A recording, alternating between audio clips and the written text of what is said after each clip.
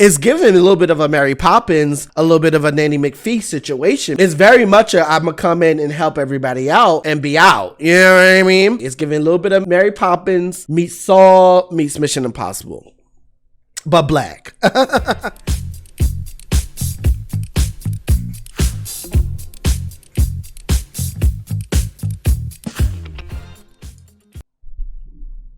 Hey YouTube, it's Shaker here, and we're bringing you another one. Okay, so yes, today we're going to do a movie review of Equalizer 3, The Equalizer 3. Before we get into all that, if you want to get yourself a SpongeBob mug, okay, going on over here to my Etsy shop and get yourself a mug, a shirt, and all different type of other stuff as well. Okay. Okay. Now, before we get into all the other stuff, we got a free digital coloring book down below. I don't got the image or nothing ready, but go down below. Okay. Link in the description. It says it very clearly, free coloring book. It says it very clearly. Get yourself a free digital. Okay. It ain't the printed one, but it's the digital coloring book, which, I mean, come on. Get yourself a free digital coloring book. And if you really want, because you might be looking at the artwork and being like, but I'm trying to learn how to do that. You want to watch my tutorials that I post every Tuesday, or I'm trying to do every Tuesday. Okay. But if you want early access, you want to join my Patreon. That's what you want to do. Now, if you join the official Patreon, which is the first tier, you get early access a week or so before the actual video comes out. All right. So that means you can get a sneak peek, a foreshadowing of what's about to go down, and then you can come into the Discord and really get your questions going and all that good stuff. Okay. So that's number one. All right. Now, if you do the second tier, which is the all access Patreon, you're able to get not only the early access, but then you're also able to get free wallpapers for your tablet, your desktops, your phones. And it's one design that's designed 3 different ways for all those designs. So you definitely want to check it out. And here's the design for this month. Okay, moving on. Now, if you get the VIP pack, you get the free digital either digital vectors, brushes, 3D models each month. So you definitely want to get that VIP pass because you get all those perks. Plus, you get that as well. All right. If you have not already, don't forget to like, subscribe. Oh my gosh. Oh my. Don't forget to like, subscribe, push that notification button because we're going to keep bringing this stuff to you. So let's get into it. Do not worry. This is a non-spoiler review. There are no spoils. We're not trying to, because I like secrets and I hope you do too. So we're going to try to keep it under wraps. All right.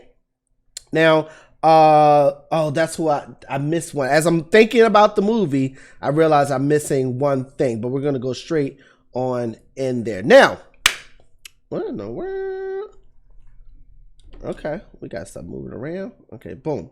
Now, all righty, let's talk about it. So, what is my ranking? Excuse me, I'm going to say it's an 8.5 out of 10. So what happened was I never seen these movies, and I was like, you know what, the third one's coming out. Let me binge the first one. Let me binge the second one. Enjoyable movies. The first one, you can tell they were going for one direction, and then they figured out what the movie was, and then started to like mold the second and third one to fit the things that made sense out of the first one. And I really do like that. Third one is good. I almost gave it a 9 out of 10, but there's certain things that made me bring it back a little bit, and we'll talk about that a little bit down the road.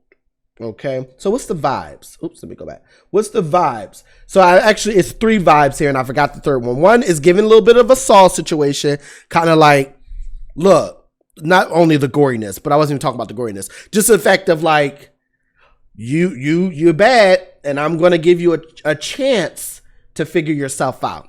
And the Mission Impossible, not really like action, but just with the almost like playing chess. Like when you're watching this, you're like playing chess. He's always a few steps ahead, and that's enough. And the third one that I meant to put down is giving a little bit of a Mary Poppins, a little bit of a Nanny McPhee situation, because it's very much I'm gonna come in and help everybody out and be out. You know what I mean? So I forgot to put that image here, but those are the 3. It's giving a little bit of Mary Poppins meets Saw meets Mission Impossible. but black. Had to throw that one out there as well. Should you see this one in theaters? Yes, it's nice to see in theaters. And I miss IMAX. I didn't get to see it in IMAX. But you can watch this on streaming or on TV when it comes to your TV. So don't even stress that you didn't see it in the theaters. But it would be nice, you know what I mean? All right. Do you need to watch the previous movies? Yes and no. You could not know anything about the previous movie.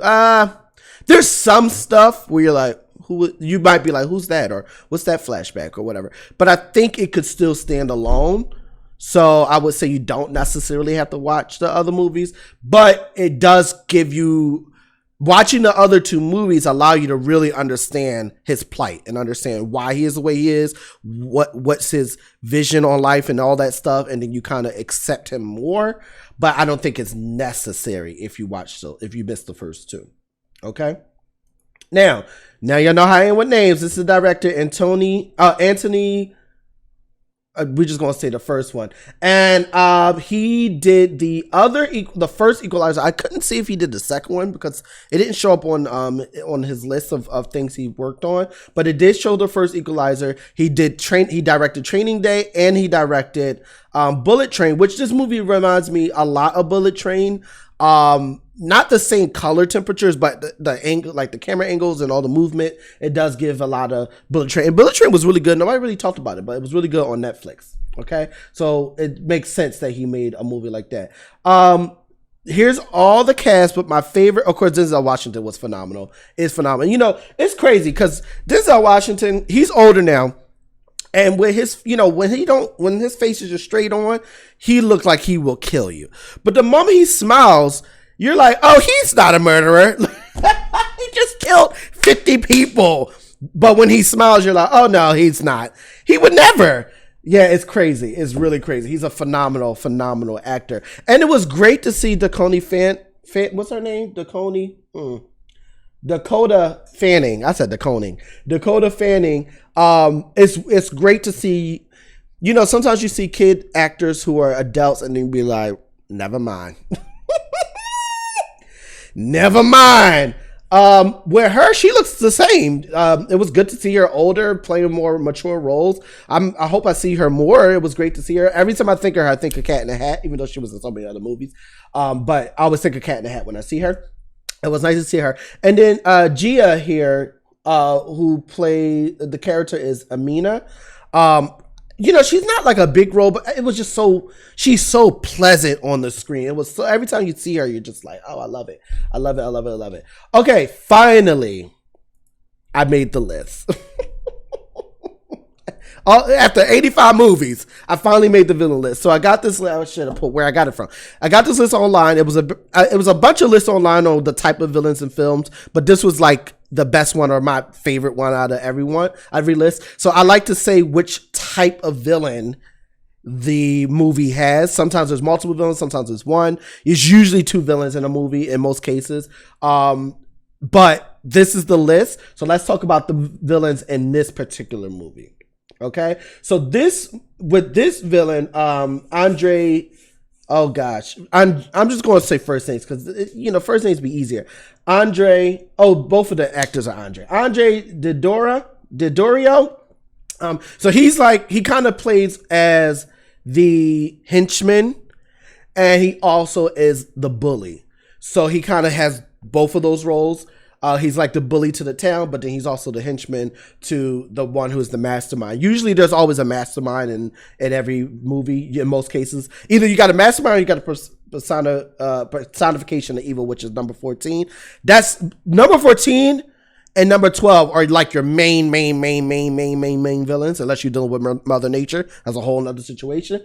But in this movie, you got your henchman, which we just saw here, and then this is your mastermind. Now, I came to realize, after watching a few movies, in most cases, if you could get rid of the mastermind's people, the mastermind ain't got no power. He ain't strong. He might be smart, but he ain't a one-on-one. No. So this one, same example. He got a team. He got power. He might be a little smart, a little bit this one, but Once you get rid of the people, he's done. The one you need to watch out for in a movie is the mastermind who is the henchman. That's the one you need to. That's the one you need to watch out for. I'm doing Puss in Boots after this. That's the one you need to watch out for. All right, moving on. So what's the message in this movie? I like to do the message. The message, I think I wrote here, don't let anything or anyone stand between you and your peace. There's a lot of other little things in here too, but I think for him, and like I said, it's not spoiler review, so I don't want to give anything too much away, but he's been doing this for a long time. And at the end of the day, although he's a righteous killer, he is vicious, he is violent, and it affects him. So I can't say he's angry, unless he's just letting his anger out in these kills. But he found a place, which we'll talk about in world design a little bit later, that became, he was like, wow, I can live here. I can be here. And these people are messing that up for him. So he's like, you want to take that away from me? I'm not going to let that. So I found it to be kind of beautiful, but it's just so violent. So violent. My goodness. Cinematography. Oh no, what could be better? I always skip this one.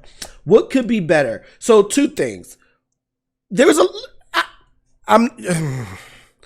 you know how I feel about logic in movies. Don't do some illogical things. And it was actually in this scene, but there's some illogical things in this particular scene actually that makes me a little like, but I understand that they did it for the story, but just was like, it had some meaning to it. So I just wanted, if this didn't have a meaning to it, it could have brought this movie down a lot. But because it had meaning, I understand. So that's one thing. I don't like stupid, illogical things in a movie. And that will make me bring a wrinkle. Unless it's like an animation or something silly. Like if it's a comedy or something. Things that are supposed to be dumb, but if it's not supposed to be, don't be silly, okay? And then my other thing I didn't like about the second movie and this movie is the guns. Don't give me, not the guns. I love a movie with guns in it, okay? Everyone loves a movie with guns in it. What I don't like about this movie with guns in it is because in the first movie, from what I saw, he never used one gun. The only time he used a gun was a nail gun at the end of the movie. So it was just like, I love that he was like, I don't need to use a gun. You know what I mean? So it's kind of corny that he still kills in unique ways, but now there's guns involved. I get it. I mean, if everybody else got a gun, how you going to come with it? You know, what do they say? Don't come to a gunfight with a knife, or you show up with a knife with you know. So I get it. It makes sense, but I liked that aspect, and the fact that that's not there kind of brings it down a little bit. Okay. Now we talk about cinematography. Yes, some of the shots are really nice. It's not like, wow, look at the cinematography. This one was cool, but it was a little, I didn't know how I felt about this. This is the opener shots here. There is one particular shot that I really love that I could not get here. It's a Dutch. So a Dutch is when the camera's like this, a Dutch angle. Usually a Dutch angle means something's odd, something's off, something's, the character's going through some emotional thing. It was an extreme Dutch angle and a heroic shot. So it was this, but it was an extreme heroic shot. Like the steps was already like this, and he's walking down the steps. So the camera's like it was a great shot. And it was in the meaning of this, because a heroic shot are for the heroes or the villains, but for the heroes, it's to show like they have this might about them, this power about them. So he's a hero, so they gave him this extreme, but he was going through something. I don't want to say what he's going through, but he was going through something, so they gave it a Dutch. Stuff like that, I love. But it wasn't like, it wasn't like cinematography award, winning film, but it was good. You know what I mean? Animation CGI. From what I saw, there is none. I'm sure. No, let me rephrase. Nowadays, every movie has some CGI, whether you know this or not. There's probably some background, some world design, some gunfire. There's a lot of CGI, but I'm talking like a noticeable, like rubber doll people. Nothing that I could see off the top of my eye from first watching that would show that there was any animation CGI. But I'm sure there was some, because every movie, right? Music and sound track and score. no like no popular music, anything like that. The sound design was very good, especially any shooting and fighting scenes, all the squashing of the bloods and all that stuff. So yeah, it has some good design. Like I said, nothing too crazy. Nothing was better than Transformers, in my opinion, when it came to sound design this year. So you know, until we can get to that level, there's nothing to really talk about. All right, let's talk about world design. It's hard to call it world design because it's a location, but they're in Sicily, Italy, and oh my gosh, it's so beautiful. And there's moments where it's lit up very beautiful. It has some lovely colors and temperatures. And then there's times where it's kind of gloomy because of rain and stuff. And even that looks really beautiful. I love rain. I'm a rain person. If you pick rain or sunny day, I'm gonna pick rain. Although sunny days are really nice, but I love rain. Rain is beautiful, especially on a fall day. And it's orange and it's gray. That orange and gray combination.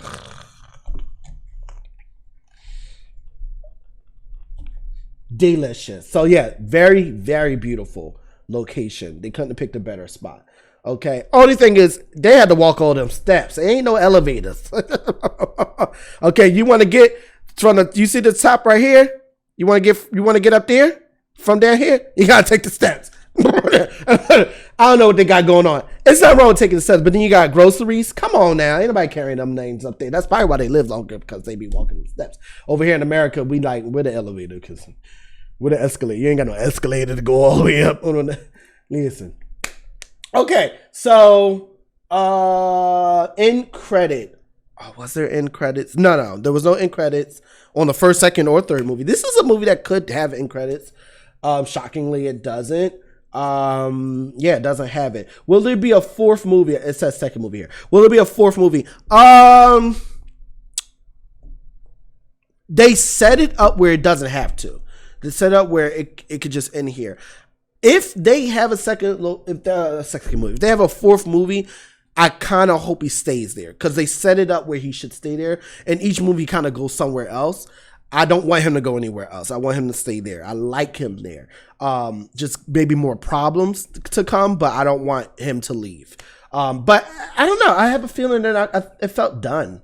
It felt a little done. But you know, money makers are money makers. So if it's making money, why not make another one? That's how they feel about stuff. So, you know, before you know it, Fast and Furious 89. You know what I mean? I don't know. Ugh. Don't even get me started about that trash. What's the conclusion? Overall, really good movie. Like I said, give it an 8.5 out of 10. Visually, really good. A lot of action. Is it more action in this movie? I think the second movie might have had more action than all of them. This was more than the first one. The first one started off really slow. It was almost like, okay. And I get why it did that. It needed to do that in the first movie, but I'm glad they didn't do that in the second and third movie. So, because it didn't take too long. Actually, they found that the second and third movie just starts off with some action, which I like a movie to do. Just start with the action, and then we could do that little slow build up. But don't start with the slow build up unless you got a real good reason. And this movie didn't do that. Gave us a little bit of action, a little bit of slow, and then, on the roller coaster from there. So really, really, really, really, really good movie. Okay, really, really, really good movie. So stay tuned. I hope you enjoyed this movie review. I'm looking forward to more movie reviews. Stay tuned for Puss in Boots. That should be next. Probably next week. Puss in Boots 2, it did come out like a year or so ago, but I never seen it until recently, so I want to talk about it. I'm going to start doing a lot more movies, not just movies that are new and current, but movies that just I never saw before, maybe old movies, new movies, or movies I just haven't seen in a very, very long time. Stay tuned for that. I'm debating about doing movie watch-along type of things. I've seen people do it. I don't know how I want to edit it yet, so I don't really know yet, but I've been debating it, so stay tuned for that. Don't forget to check out my Patreon. I got a lot of good stuff coming. Look forward to all the things that's coming this year. And if you have not already, don't forget to like, subscribe, push that notification button, because we're going to keep bringing this stuff to you.